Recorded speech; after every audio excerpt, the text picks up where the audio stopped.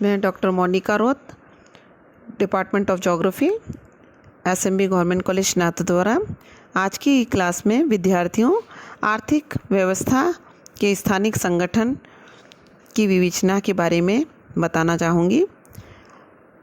स्थानिक व्यवस्था एवं संगठन वह एक क्रियाशील है जहाँ पर मानव जिज्ञासु प्राणी के रूप में अपना कार्य करता है। वह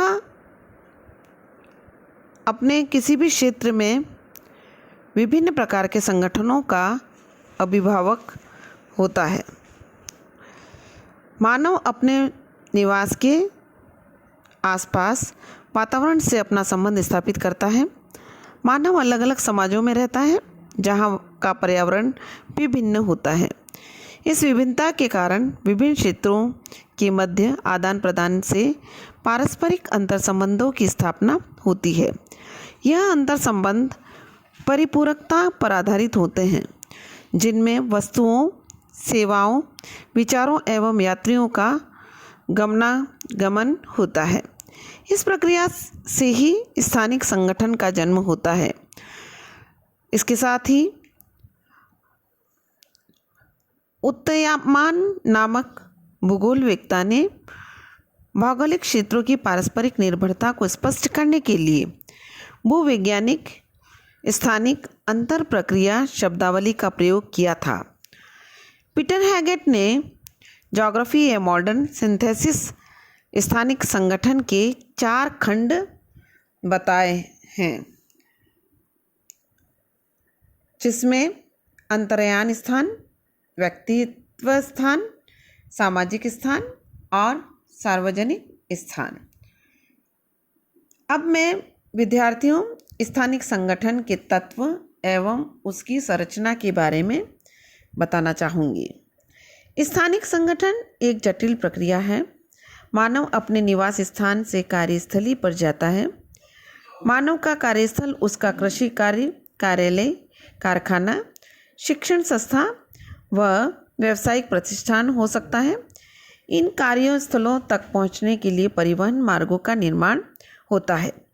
इस प्रकार मानव के निवास तथा कार्यस्थली के मध्य एक कर्मोपलक्षी अंतर प्रक्रिया का प्रारंभ हो जाता है। ग्रामीण क्षेत्रों का भूवैज्ञानिक स्थानिक संगठन ग्रामीण संस्कृति से प्रभावित होता है।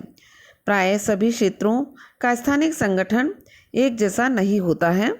स्थानिक संगठन को निम्नलिखित मूल तत्व के रूप में हम विभाजित करते हैं, जैसे उदाहरण के तौर पर कार्यस्थल, गमनागमन, परिवहन मार्ग, अंतर संबंध, केंद्र स्थल, पदानुक्रम, दूरशीय साथी, स्थानिक संगठन।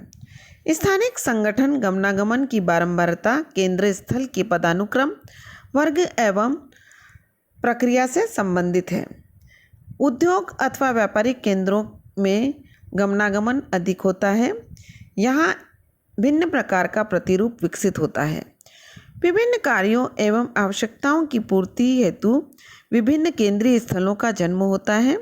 यहाँ के कार्य विभिन्न रूपों एवं आकारों में होते हैं, अतः उनका एक पदानुक्रम विकसित हो जाता है। किसी भी क्षेत्र का स्थानिक संगठन वहाँ के मूल से प्रभावित होता है। स्थानिक संगठन की प्रथम अवस्था में कोई गांव या नगर दूरी पर स्थित होता है। धीरे धीरे जनसंख्या बढ़ने से उनकी परस्पर दूरी कम होने लगती है। नगर का आकार बढ़ने से परस्पर दूरी कम होने लगती है। नगर का आकार किसी भी क्षेत्र में बढ़ता है, उसका प्रमुख कार्य नगर के मध्य में स्थित होता है तथा जनसंख्या का बहाव बाहर की तरफ बढ़ता जाता है।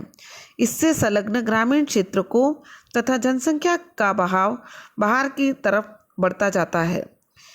इससे संलग्न ग्रामीण क्षेत्र की भूमि का उपयोग नगरीय कार्यों में होने लगता है, अतः उसका मूल्य भी बढ़ने लगता है। धन्यवाद।